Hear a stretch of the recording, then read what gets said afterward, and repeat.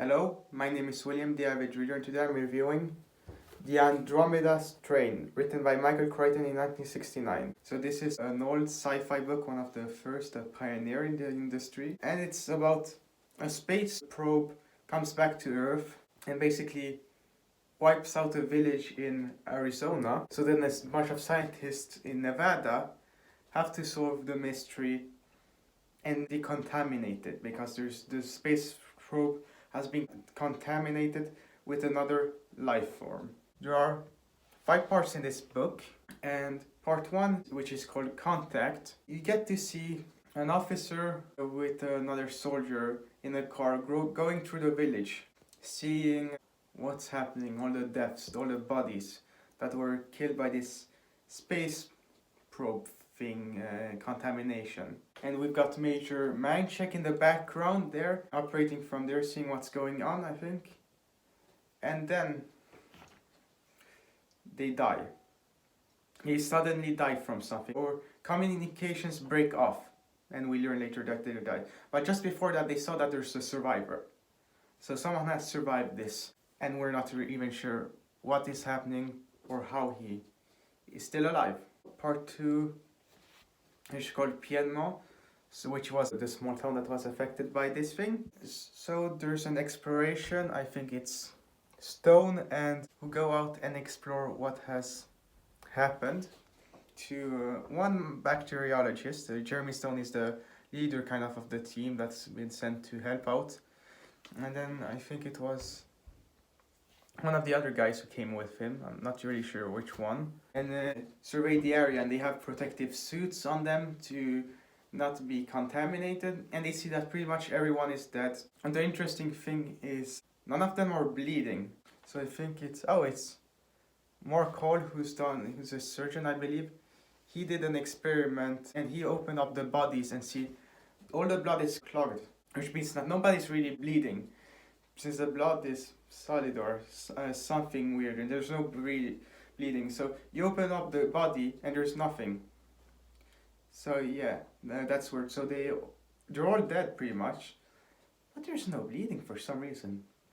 So they go throughout the town and they see that there are some who actually committed suicide before being killed by this thing. And they see that there are 2 survivors. So first they get to see an infant, and they also gather up some sample of the thing to study back safely.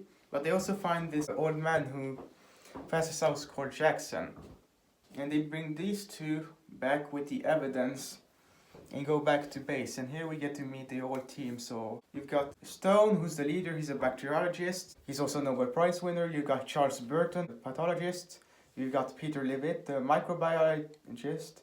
And you've got Mark Hall, who's a surgeon. And he's part of this thing called the odd man hypothesis. So in this site here in Nevada they've gone to, they have a safety mechanism where the person who's likeliest to make a rational decision, and they've done some experiments to determine how it works, some tests, he will deactivate a nuclear bomb, because if the area is contaminated, a nuclear bomb will go off within 3 minutes. And Mark Hall is the one that has the key to deactivate it. But they travel to Wildfire and they have to go through a bunch of clearances of security. So they go through in that part 4 stages of security, and there's some different things they have to do. They have to be decontaminated several times, and they have to go swim, there have to be experiments, they have to see their medical history, there's this password thing to get there. So it's a very detailed thing, and there's a lot of science background when everything is happening. And then there's also a conference where they meet and talk to how things were going to happen. Part 3 is they go through the final stage, and they just start testing how this life form from outer space works and experimenting it on animals. So they kill a rat and a monkey with it. And you've got Mark Hall, who does autopsies on it. They're all working, these people together, and doing different tasks, testing out how the virus grows and things like that. They speak to the survivor, which are polar opposites. So we got a little baby and you've got an old man, and they speak to the old man.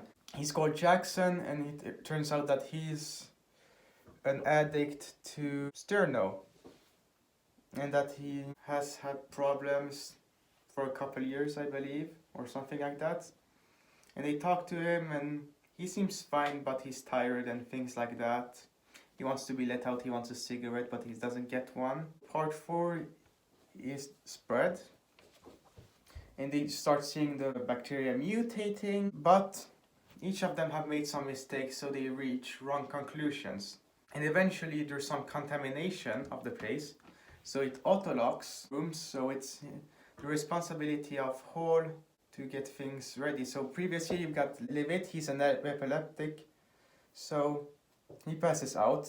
And Burton, he's in the contaminated room, he's locked in. Stone tells Mark Hall, you have to go deactivate the nuclear system. He has 3 minutes on it, he has to climb some ladder. There's there's a lot of security measures here, and they actually go against them. So it turns out that the bacteria is actually not that dangerous after a while, because it evaporates into the air. So there's a scene where an airplane crashes, not because the pilot is killed by it, but because the rubber is destroyed. So after a while, the life form organism evolves. It has no nucleus, by the way, for some reason. There's a lot of science details, so that's an interesting read, even if it's complicated. But it evaporates into the air, but a nuclear blast would expand this, and it could kill a lot of people, so then it becomes dangerous. But otherwise, it becomes inoffensive pretty quickly. So Hall climbs up a ladder, he's hit by these security darts, barely makes it up. He demands some help from some nurse who runs away, and he goes to deactivate the nuclear thing with his key and succeeds. In part 5 we see, oh, he did it in 2 minutes and 26 seconds or something like that. Okay, I had 30 seconds, plenty of time. But it turns out that for Stone, that in the last 30 seconds the oxygen is taken out of the main control room where he was. So then he would have suffocated. So yeah, things turns out okay. None of these scientists get killed. The life form basically goes away into outer space eventually. And then there's this epilogue where they're talking about this spacecraft has malfunctioned, so they're going to have to delay sending people to Mars and things like that. And yeah, that's the epilogue. They're not telling the real story, they have an official story to hide these things away. So yeah, that's the book. So how would I rate the Andromeda Strain by Michael Crichton? I would say it's a 9 out of 10. It's a great read, it's an enjoyable read. The one criticism I would give against this book, there's a lot of science detail, and it's done well usually, but there's so much of it, you maybe forget some of it, so you get confused what they're talking about kind of sometimes. There's a bunch of info dumping. The beginning is a little slow, but otherwise it's a great book. So yeah, 9 out of 10. So Michael Crichton, you did a great job with this book. So it's interesting. So everything I've read so far of Michael Crichton has been great or amazing. Stephen King is a mixed bag. Harry Turtlelove is a good author.